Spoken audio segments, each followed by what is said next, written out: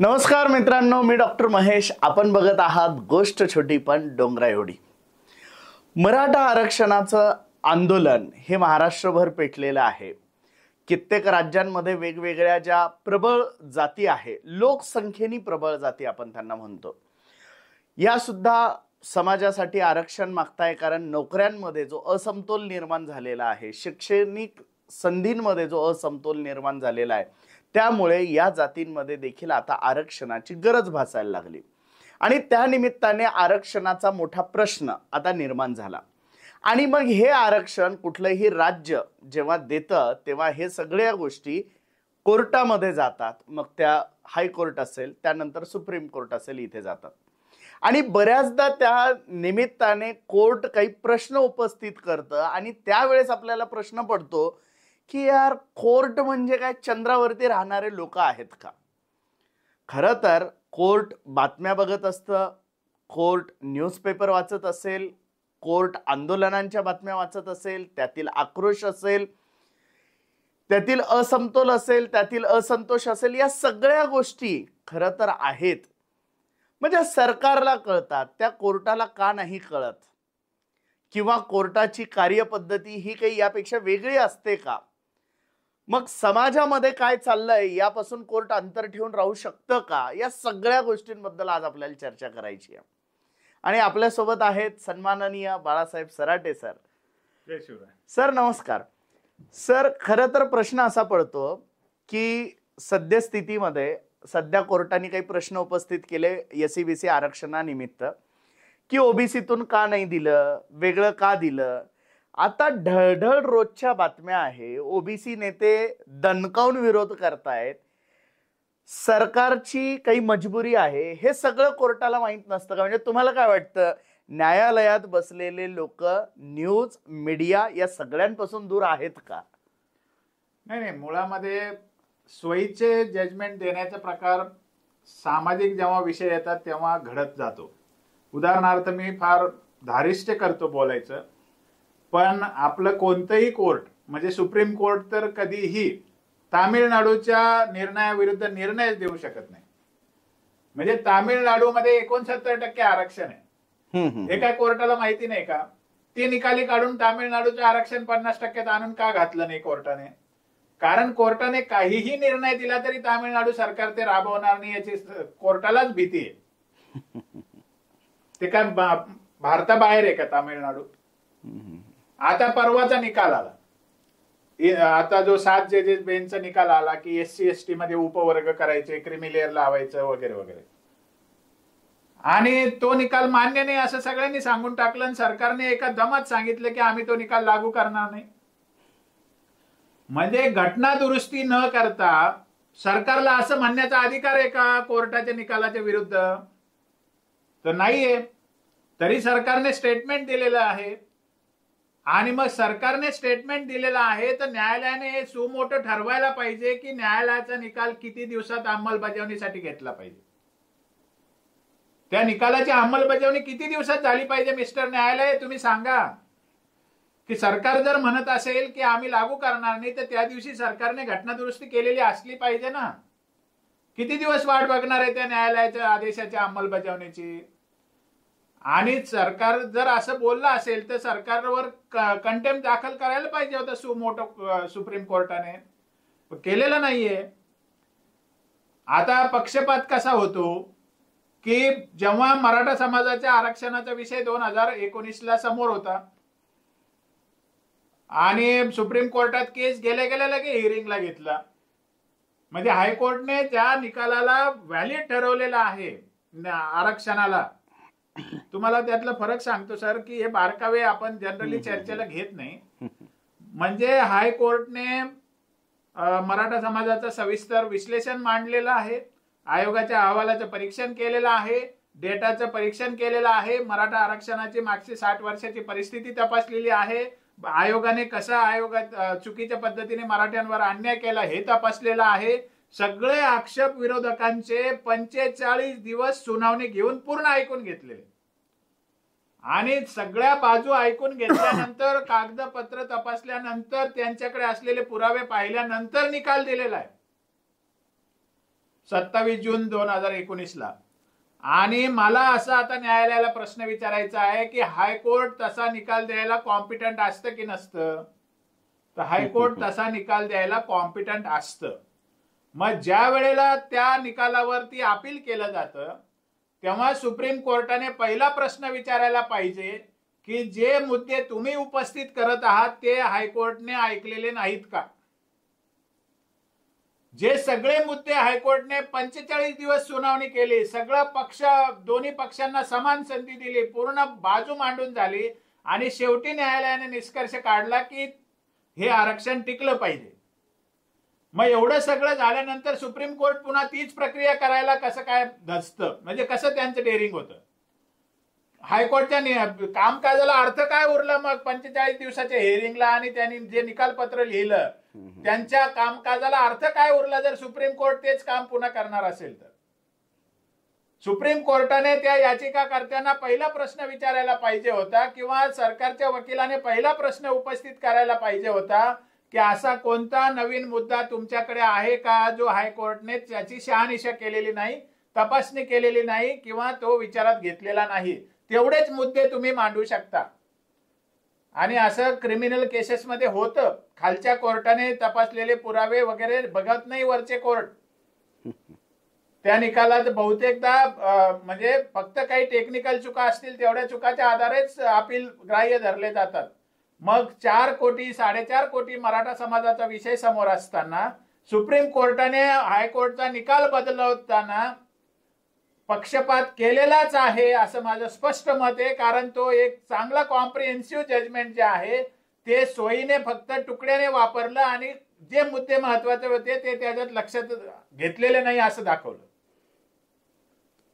आता याच्यात आणखी एक गोष्ट आहे की मराठा समाजाचा आरक्षणाचा निकाल तर हायकोर्टने पॉझिटिव्ह दिलेला होता. मग पॉझिटिव्ह निकाल दिलेला असताना नवा कोणताही मुद्दा नसताना सुप्रीम कोर्टाने आरक्षणाचा स्टे आणण्याचं काय कारण होतं. स्टे आणायचं तर काहीच कारण नव्हतं कारण हायकोर्टने व्हॅलिड ठरवलेला निकाल होता. आणि जेव्हा हायकोर्ट व्हॅलिड निकाल ठरवतं त्यावेळेला सुप्रीम कोर्ट स्टे द्यायचं काही कारण उरत नाही. व्हॅलिड जर नवीन मुद्दा जर समोर आलेला नसेल तर ही वस्तुस्थिती असताना त्याला त्यांनी स्टे दिला. हा इथे सगळ्यात मोठा भयानक पक्षपात होता. समजा आपण मुद्दा घेऊ की 50% वरचं आरक्षण इंदिरा साहनीने अलाउड केलेलं नाही, पण व्हॅलिड रिजनवर एक्स्ट्राऑर्डिनरी सिच्युएशन जर आहे असं कोर्टाला वाटलं तर ते अलाउड आहे ना. पण जे हायकोर्टने ग्राह्य धरलं निकाल जो मुद्दा विशेष अपवादात्मक परिस्थितीचा तो मुद्दा पूर्णपणे सुप्रीम कोर्टाने कानाडोळा केला त्या मुद्द्याकडे. त्या मुद्द्याला लक्षातच घेतलेलं नाही.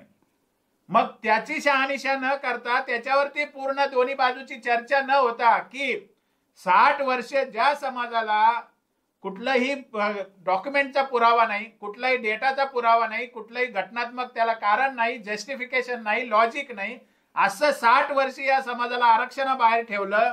ही हायकोर्टने विशेष अपवादात्मक परिस्थिती मानली होती. तिला विशेष अपवादात्मक परिस्थिती मानलं पाहिजे की नाही पाहिजे याच्यावर सुप्रीम कोर्टाने खरं तर दोन्ही बाजूला चर्चेला तो विषय ठेवायला पाहिजे होता. आणि दुर्दैवाने सरकारच्या वतीने तो मुद्दा लावून धरण्यात आला नाही. त्यांनी अनेक गोष्टी चांगल्या मांडल्या पण हा मुद्दा की विशेष अपवादात्मक परिस्थिती नाही, कशामुळे नाही येते विशेष अपवादात्मक परिस्थिती, हे सुप्रीम कोर्टाने मुद्दाम चर्चेला घेतलंच नाही. आणि मी मुद्दाम म्हणतो त्याचं कारण असं आहे की या विषयाचं केस ही नंतर आलेली आहे. मराठा आरक्षणाची केस ही नंतर आलेली आहे आणि ईडब्ल्यूएस च्या विरुद्ध असलेली केस ही आधी पटलावर आलेली आहे. ती केस यांनी पोस्टपोन करीत राहिले आणि मराठा आरक्षणाची केस आधी चर्चेला घेत राहिले आणि दोन्ही मध्ये समान कारण आहे की 50% मर्यादा ओलांडलेली आहे. जो गाभा आहे त्या आरक्षणाच्या विरुद्ध याचिकाकर्त्यांचा तो दोन्हीकडे समान आहे आणि नवे याचिकाकर्ते पण समान आहे. जनहित अभियान आणि युथ फॉर इक्वलिटी हे एकाच गटाचे 2 नाव आहेत. सेव्ह नेशन सेव्ह मेरिट आणखी त्यांचं 3रं नाव आहे. त्याच गटाच्या दोन्हीकडे याचिका आहेत. पण सुप्रीम कोर्टाने आधी आलेली ईडब्ल्यूएससी याचिका हिअरिंगला लेट घेतली, उशिरा घेतली आणि मराठा समाजाची याचिका आधीच सुनावणीला घेतली आणि मराठा समाजाच्या आरक्षणाला स्टे दिला आणि त्याच्यानंतर महिन्याभरातच ईडब्ल्यूएस आरक्षणाला स्टे न देता ते आरक्षण कंटिन्यू केलं आणि मोठ्या बेंचकडे वर्ग केलं. म्हणजे ईडब्ल्यूएस का तुम्ही कंटिन्यू केलं, त्याला तर हायकोर्टचा सपोर्टही नव्हता. मराठा आरक्षणाला का तुम्ही स्टे दिला, त्याला तर हायकोर्टचा निकालाचा सपोर्ट होता. याचं लॉजिक सुप्रीम कोर्टाकडे नाही किंवा हा न्याय म्हटलं जाऊ शकत नाही. म्हणून याला मी वारंवार म्हणतो की this was a supreme injustice done by the supreme court. म्हणजे दोन्हीकडे समान न्याय लावला गेला नाही. ज्या निकषावर तुम्ही म्हटले की 50% वर आर्थिक निकषावरचं आरक्षण जाऊ शकतं, तो निकषही तुम्ही चुकीच्या पद्धतीने इंटरप्रिट केला, जो घटना बाह्य पद्धतीने इंटरप्रिट केला आणि मराठा समाजाचं आरक्षण 50% वर जाऊ शकत नाही याच्याबद्दल तुम्ही पक्षपाती दृष्टिकोन ठेवून त्याला एकदम कापून काढलं. असा प्रश्न जजमेंट मध्ये आलेला आहे. मराठा आरक्षणाचं जे जजमेंट आहे 5 मे 2021 त्याच्यामध्ये असा मुद्दा आहे की 103व्या घटना दुरुस्तीने इंदिरा साहनीचा जो मुद्दा आहे 50%चा तो खारिज केलेला आहे. त्यामुळे आता त्याला काही अर्थ उरला नाही असं जेव्हा सरकारच्या वकिलाने मांडलं तर त्याच्यावरती सुप्रीम कोर्टाने जी मखलासी केलेली आहे ती बिनबुडाची आणि निराधार आहे. त्याच्यात काय म्हटलंय सर त्याने की ते 103व्या घटना दुरुस्तीचं प्रकरण सबज्युडाइस आहे, ते मोठ्या बेंचकडे पेंडिंग आहे, त्याच्यावर भाष्य करणं आम्हाला काही शक्य नाहीये. आणि जो कळीचा मुद्दा होता 50%च्या मर्यादा क्रॉस करण्याचा, त्याचा त्यांनी निकाल न देता त्याचा विचार न करता याला आरक्षण मात्र रद्द केलं. मग तोपर्यंत वाट बघायचं कर्तव्य नव्हतं सुप्रीम कोर्टाचं. आणखी एक मुद्दा मी तुम्हाला सांगतो. सुप्रीम कोर्टाचा जो इंदिरा साहनीचा निकाल आहे तो पार्शियल वाचला जातो नेहमी. हे सत्य सगळ्यांनी समजून घेतलं पाहिजे. न्यायालयाने पण हे सत्य समजून घेतलं पाहिजे की इंदिरा साहनीचा निकाल तुम्ही बायबल म्हणून गीता म्हणून समोर ठेवत असाल तर तुम्हाला सगळे ऍस्पेक्ट समोर ठेवावे लागतील. तर इंदिरा साहनीच्या निकालातला पहिला फ्लॉ काय आहे, ज्या आरक्षणाला त्यांनी अफेल्ड केलं त्या आरक्षणाला त्यांनी सांगितलेली कोणतीही कार्यपद्धती लागू केलेली नाही. हा पहिला मुद्दा.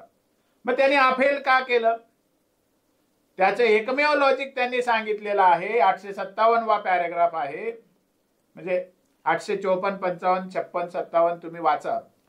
त्यात असं म्हटलेलं आहे की या ना त्या कारणाने 40 वर्ष या समूहाला आरक्षण नाकारण्यात आलेलं आहे, त्यामुळे पहिल्यांदा त्यांना आरक्षण दिलं पाहिजे, मग ते आयोगाने तपासण्या मागासले पण नंतर ठरवूया. ही भूमिका न्यायालयाने घेतलेली आहे. म्हणजे ते जे आरक्षण अफेल केलेलं आहे ते प्रिन्सिपल ऑफ लेनियन्सी मध्ये केलेलं आहे, विशेष अधिकारात अफेल केलेलं आहे ते. आणि सुप्रीम कोर्टाने गाईडलाईन घालून दिलेली आहे इंदिरा साहनीमध्ये, जी कधीही मराठा समाजाच्या आरक्षणाच्या वेळेला चर्चेला आणली जात नाही, ती आणली गेली पाहिजे. ती गाईडलाईन अशी आहे की विनाकारण एखाद्या समाजाला जर वर्षानुवर्ष आरक्षणाबाहेर ठेवलं गेलं असेल तर कोर्टाचं कर्तव्य बनतं लेनियन्सी घेण्याचं. हे गाईडलाईन इंदिरा साहनीने घालून दिलेले आणि ते बरोबर डिसिजन होता सामाजिक न्यायाच्या दृष्टीने की 53 मध्ये कालेलकर आयोग आला, 55 ला अहवाल आला आणि काही कारण नसताना भाषणात गुंडाळला, मंडल आयोग भाषणात गुंडाळला. त्यामुळे कोर्टाने भूमिका घेतली होती की नाही, या समूहाला आरक्षण दिलं गेलं पाहिजे. टेक्निकली त्यांचा लॉजिक काहीच नव्हतं, टेक्निकली ते आरक्षण अनकॉन्स्टिट्युशनल आहे, पण सुप्रीम कोर्टाने विशेष अधिकारामध्ये ते आरक्षण दिलेलं होतं.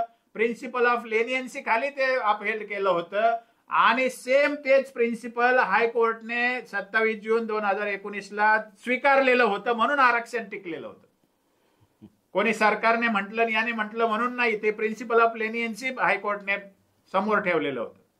आणि त्याच्यामध्ये लिहिलेलं आहे हायकोर्टने त्यांच्या निकालामध्ये की असं जरी असलं तरी आम्ही तात्पुरत्या काळासाठी हे स्वीकारतोय 50%च्या वरचं.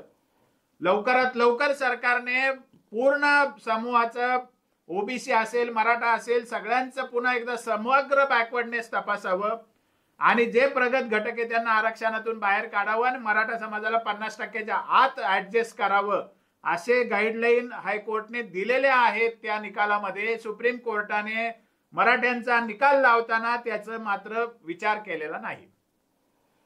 अशा अनेक गोष्टी मी सांगू शकतो की ज्या सुप्रीम कोर्टामध्ये पक्षपातीपणाच्या आहेत हे स्पष्टपणे दिसून येतं.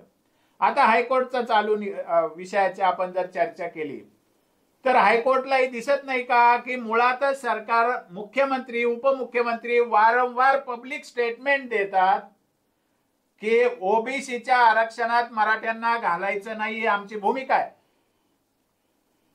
आणि जेव्हा विधान परिषदेमध्ये आणि विधान सभेमध्ये जेव्हा हा विषय येतो तेव्हा सगळे पक्ष एकमताने मराठा समाजाला, ओबीसीला धक्का न लावताच आरक्षण द्यायचं आहे हे लेजिस्लेशन म्हणून, कॉन्स्टिट्यूशनल रिस्पॉन्सिबिलिटी म्हणून भूमिका घेतात. मग न्यायालयाला हे माहिती नाही का सरकारने ही भूमिका घेतलेली आहे. मग त्याच्यामुळे जर मराठा समाजाचं नुकसान होत असेल तर न्यायालयाने सरकारला चॅलेंज दिलं पाहिजे, मराठा आरक्षणाला नव्हे. आणि माझं जेवढं समजतं त्यानुसार आर्टिकल 16 आणि आर्टिकल 15 मधलं रिझर्वेशन हे कंडिशनल नाहीये. सरकारला ऑब्सोल्यूट पॉवर आहे त्याच्यामध्ये. सरकारकडे जर काही कारण असेल तर ते सरकारचं कारण आहे, त्याच्यावर न्यायालयाला म्हणता येणार नाही हे कारण चुकीचं आहे. कारण असं आहे की आर्टिकल 16(4) मध्ये अतिशय स्वच्छ शब्दात लिहिलेलं आहे, in the opinion of the government. म्हणजे सरकारला वाटलं तर आरक्षण देता येतं. म्हणून तर 103वी घटना दुरुस्ती सुद्धा आपण व्हॅलिड ठरवलेली ना, सरकारला वाटलं म्हणून. नाही तर काय कारण आहे ती व्हॅलिड ठरवण्याचं? ती तर घटनाबाह्यरित्या व्हॅलिड ठरलेली. कारण रिप्रेझेंटेशन अपुरा असल्याशिवाय नोकरीत आरक्षण देताच येत नाही, हा घटनेचा बेसिक स्ट्रक्चरचा भाग आहे. तरी सुद्धा ईडब्ल्यूएस हे प्रतिनिधित्व न तपासता दिलं गेलेलं आरक्षण आहे. आणि तरी सुद्धा ती घटना दुरुस्ती व्हॅलिड ठरवली गेलेली आहे, कारण सरकारला, संसदेला तसा अधिकार आहे. मग राज्यात तसा अधिकार नाही का राज्याच्या सूचीमध्ये? तर आहे 15(4) आणि 16(4) मध्ये सरकारचं ओपिनियन, लेजिस्लेटिव्ह जी विंग आहे त्यांचं ओपिनियन, त्यांचा निर्णय हा अंतिमच असणार आहे ना. शेवटी राज्य त्यांना चालवायचं हे घटना समितीमध्ये झालेल्या चर्चेवरून ठरलेलं आहे. कारण बाबासाहेब आंबेडकरांना वारंवार जेव्हा प्रश्न विचारला, 30 नोव्हेंबर 1948चं ते भाषण आहे, त्याचा शेवट असाच केलेला आहे बाबासाहेबांनी की हु इज बॅकवर्डनेस असं त्यांना विचारलं. हु इज बॅकवर्ड, कोणाला द्यायचं आरक्षण असा प्रश्न उपस्थित करण्यात आला वारंवार. तेव्हा बाबासाहेब म्हटले की बॅकवर्ड कोण आहे आणि कोणाला आरक्षण द्यायचे याचा निर्णय संबंधित सरकारने घ्यायचा आहे. हे स्टेटमेंट कोर्टाला माहिती नाही का? तुम्ही 30 नोव्हेंबर 1948 50% फक्त रेफरन्स देता, त्याची शेवटची ओळ कोणी वाचायची? बाबासाहेबांनी हा अधिकार कॉन्स्टिट्युएंट असेंब्लीमध्ये सरकारला दिलेला आहे आणि सरकारला सांगितलं आहे की सरकार ज्याला बॅकवर्ड म्हणेल तो बॅकवर्ड. आणि सरकार ज्या कोणत्या एजन्सीला नेमेल बॅकवर्डनेस ठरवताना त्याच्यावरून सरकार निर्णय करेल की कोणाला बॅकवर्ड म्हणायचं.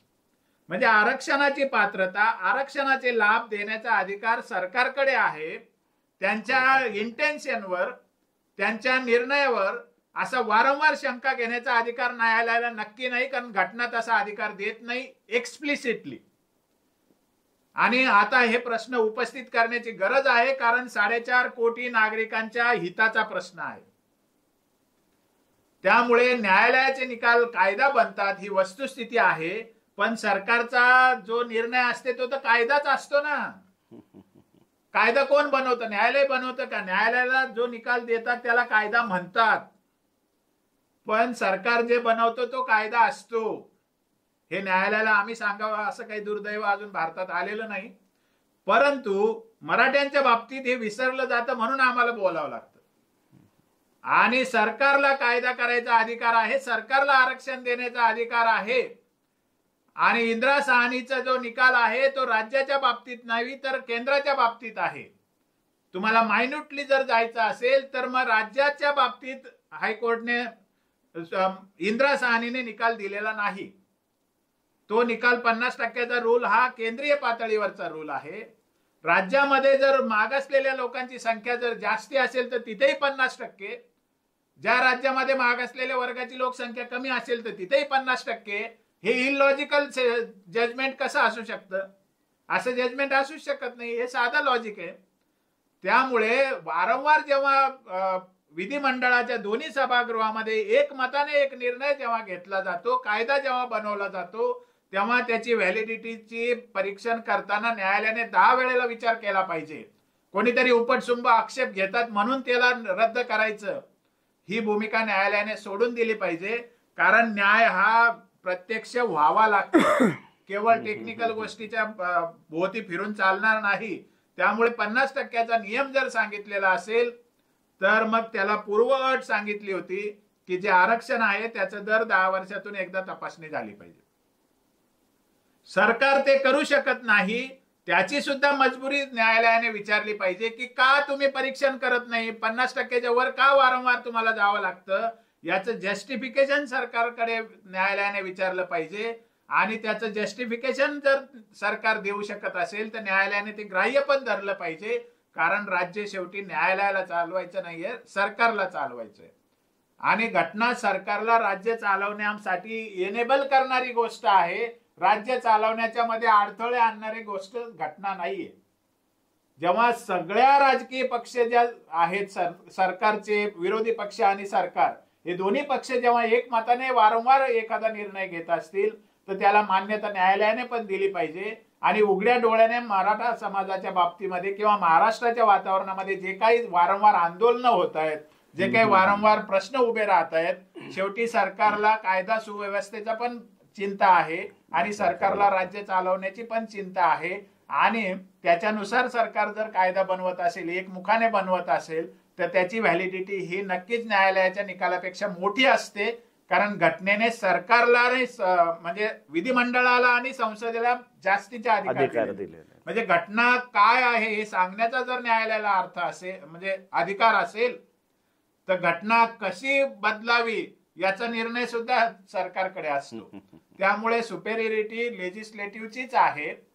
जर तिथे कोणावर अन्याय होत नसण्याचा निर्णय असेल तर हा तर निर्णय न्याय करण्यासाठी घेतोय सरकार, दुसऱ्यावर अन्याय करायचा नाही म्हणून जेव्हा सरकार निर्णय घेतं तर न्यायालयाने त्यांची भूमिका नव्याने तपासून घेतली पाहिजे आणि समजून घेतली पाहिजे. ही एक नागरिक म्हणून अपेक्षा आपण जरूर व्यक्त करू शकतो. तर नक्कीच मराठा आरक्षणाबाबत न्यायालयाने केलेले पक्षपात अत्यंत निर्भीडपणे सरांनी या व्हिडिओच्या माध्यमातून मांडलेले आहे.